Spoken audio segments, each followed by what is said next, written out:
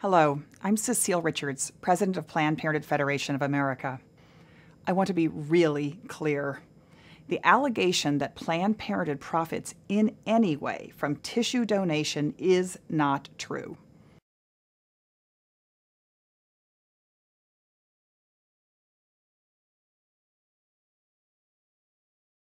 What would you expect for intact tissue? What sort of compensation? What sort of... Well, why don't you start by telling me what you're used to paying?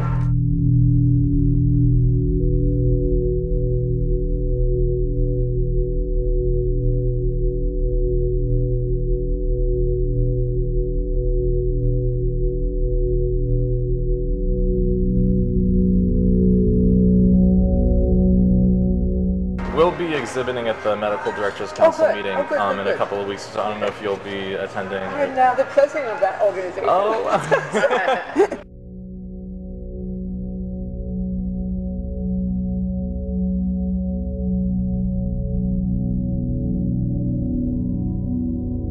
So we had just started the conversation, and Susan was explaining they're a startup, that they have been about a year in business. They're a for-profit company that's connecting researchers with people willing to donate tissue. Our volume, thank you for giving it to me, is 800 a year, with 60 in the second trimester, and we just started to talk about how the process worked with Novogenics down in Los Angeles when I was there. Okay. To back up a little bit, PPFA, our parent body, is on board with tissue donation, but we have to ask for a waiver to do it, and we have to lay out for them what our program's going to be like.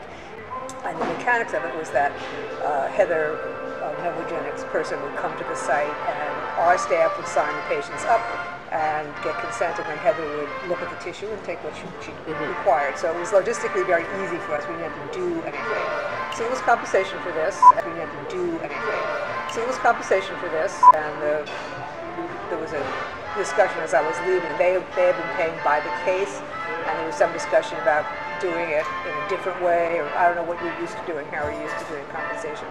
The patients don't get anything, of course. But. Okay, so I'd like, what would you expect for intact tissue? What sort of compensation? What sort of... Well, why don't you start by telling me what you're used to paying? Okay. I don't think so. I would like to know what would make you happy. What would work for you? Well, you know, in negotiations, the person who throws out the figure first is at a loss, right? So. No, I don't look at it that way. I know you want to play that game. I get it, but no, I want lowball because I'm used to low things from. You know what? If you lowball, I'll act pleasantly surprised, and you'll know it's a lowball. Okay. What I want to know is what would work for you. Don't lowball it. Okay. Tell me what you really. $75 a specimen. Oh, that's way too low. And that's really that's way too low. I want to keep you happy. I've been at places that did 50 too. But see, we're not in it for the money. Well, why don't you start by telling me what you're used to paying? Oh, no, I want lowball $75 a specimen, and we don't want to be in the position of being accused of selling tissue and stuff like that. On the other hand, there are costs associated with the use of our space and all that kind of stuff. So what would you think about? Right. So way higher than that. So I'd like to start at around 100. Okay. Now this is for tissue that you actually take, not just the tissue that person volunteered that you can't find anything. Right? Exactly. Now this is for tissue that you actually take, not just the tissue that person volunteered that you can't find anything. Right? Exactly. Right. What we can use, what is intact. So that's why I'm saying no, don't lowball. I want you to be happy. It's complicated by the fact that our volume is so low too. I mean, are you looking at 8 and 9 week specimens or only second trimester specimens? You know, 10 to 12 week, end of the first trimester. If those are pretty intact specimens, then that's something we can work with. So that's an interesting concept. Let me explain to you a little bit of a problem, which may not be a big problem. If our usual technique is suction at 10 to 12 weeks, and we switch to using an iPass or something with less suction in order to increase the odds that will come out as an intact specimen, then we're kind of violating the protocol that says to the patient, we're not doing anything different in our care of you. And to me, that's a kind of a specious little argument, and I wouldn't object to asking Ian, who's our surgeon that does the cases, to use an iPass at that gestational age in order to increase the odds that he was going to get an intact specimen. But I do need to throw it out there as a concern, because the patient is signing something and we're signing something saying we're not changing anything in the way we're managing you just because you agreed to give tissue.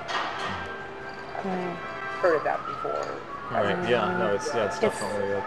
It's touchy. Okay.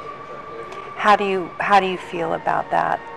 Well, I think they're both totally appropriate techniques. There's no additional pain involved. I don't think the patients would care one iota. So I'm not making a fuss about that. Okay.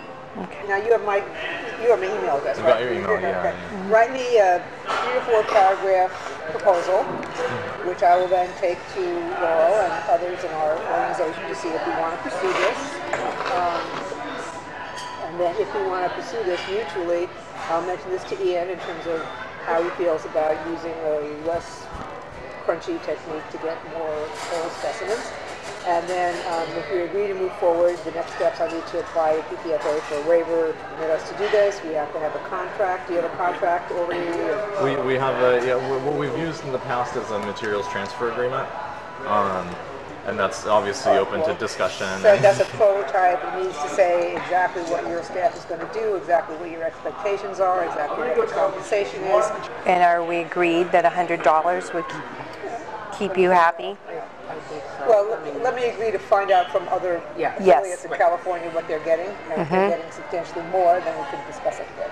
Yes. But the money is not the important thing. No, but it has to be big enough that it's but worthwhile it is something to talk about. I mean, it's one of the first things that you brought up, right? So it has to be big enough that it's worthwhile. But it is something to talk about. I mean, it's one of the first things that you brought up, right? So now here's another thought: is we can talk about specimen as per specimen per case, or per procured tissue sample, which would be so that if we're able to get a liver thymus pair, maybe that is $75 per specimen, and so that's for for liver thymus pair, and that's $150, versus if we can get liver thymus, brain hemisphere, and all that, then and so that protects us so that we're not paying for what we can't use.